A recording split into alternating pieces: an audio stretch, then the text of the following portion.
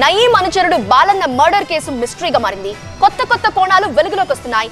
Nayeem case reopen చేయాలని డిమాండ్లు తెరపైకి రావటం, ఆ వెంటనే బాలన్న హత్యకు గురి కావటంతో అనుమానాలు రేకెత్తుతున్నాయి. కొడుకు నిజంగానే డ్రగ్స్ కి బానిసై బాలన్నను హత్య చేశాడా, లేక కొడుకుతో ఎవరైనా హత్య చేయించారా? నయీం రైట్ హ్యాండ్ గా ఉన్న బాలన్న మర్డర్ వెనుక అసలు ఏం జరిగింది? ఒక మర్డర్, ఎన్నో అనుమానాలు. క్షణికావేశంతోనే హత్య చేశాడా, లేక పక్కా ప్లానింగ్ తో చంపేశాడా? అసలు మర్డర్ చేయాల్సిన అవసరం ఏంటి? Nayeem close friend Balanna murder కేసులో కొత్త కోణాలు వెలుగులోకొస్తున్నాయి. నయీం కేసు రీఓపెన్ చేయాలంటూ పొలిటికల్ తెరపై డిమాండ్లు ఎక్కువవుతోన్న నేపథ్యంలో నయీం రైట్ హ్యాండ్ బాలన్న తన కొడుకు అనురాగ్ చేతిలో అతి కిరాతకంగా హత్యకు గురికావడం హాట్ టాపిక్ గా మారింది. మరెన్నో అనుమానాలకు దారితీస్తోంది. అనురాగ్ ను పావుగా వాడుకుని బాలన్నను కావాలనే హత్య చేయించారన్న అనుమానాలు వ్యక్తమవుతున్నాయి.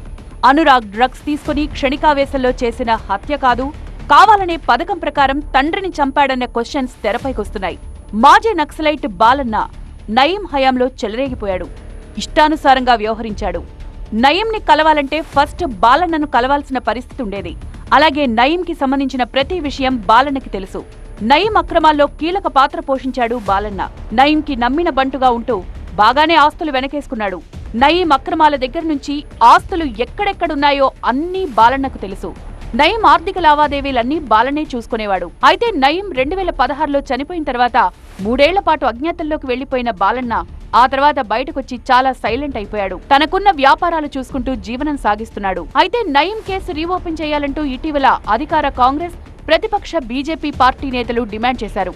గత ప్రభుత్వంలో నయీం కేసులో అవకతవకలు జరిగాయని, నయీం అక్రమాస్తుల్ని బయట పెట్టాలని, నయీంకి సహకరించిన వారిని కనిపెట్టాలని డిమాండ్ చేశారు. అలా నయీం డైరీ ఓపెన్ చేయాలంటూ పొలిటికల్ రచ్చ మొదలైందో లేదో బాలన్న చనిపోవడం పలు అనుమానాలకు కారణమవుతోంది. నయీం కేసు రీఓపెన్ చేస్తే ఫస్ట్ విచారించేది బాలన్ననే అని భావించిన కొందరు ఆయన హత్యకు ప్లాన్ చేసినట్లు అనుమానాలు వ్యక్తమవుతున్నాయి. బాలన్న అప్రూవర్ గా మారి తమ పేర్లు ఎక్కడ బయట పెడతాడో అని డ్రగ్స్ కు బానిసైన కొడుకును పావుగా వాడుకుని మర్డర్ చేయించారా అన్న కోణాలు తెరపైకొస్తున్నాయి. ఒకవేళ ప్లానింగ్ ప్రకారమే మర్డర్ జరుగుంటే దాని వెనక ఎవరున్నట్లు అన్న ప్రశ్నలు తలెత్తుతున్నాయి. మరోవైపు బాలన్నపై ఇప్పటికే 35కు పైగా మర్డర్ కేసులున్నట్లు గుర్తించిన పోలీసులు దర్యాప్తు ముమ్మరం చేశారు. అన్ని కోణాల్లోనూ విచారణ సాగిస్తున్నారు. అనురాగ్ పై ప్రశ్నల వర్షం కురిపిస్తున్నారు. దీంతో మరికొన్ని రోజుల్లో బాలన్న మర్డర్ పై ఓ క్లారిటీ వచ్చే అవకాశం కనిపిస్తోంది.